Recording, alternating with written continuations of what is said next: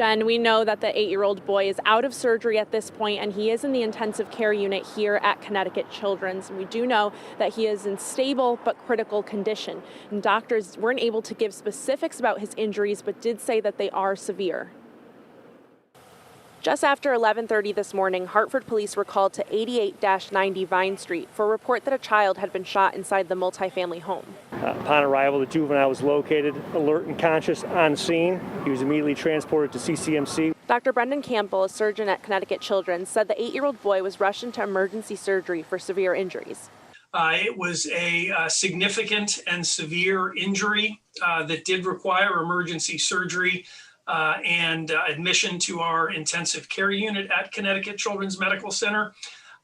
As far as the specific circumstances of the injury, what I can tell you from a clinical standpoint is that it involved a high velocity handgun. While he couldn't give specifics on the boy's situation, he says recovery from firearm injuries can be a long road.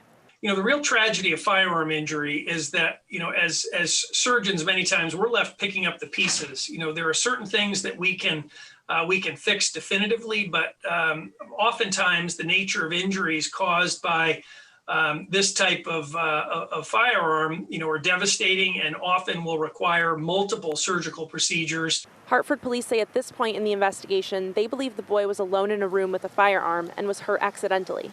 They have not given details about how the boy got to the firearm, but Dr. Campbell says these type of tragedies are often preventable.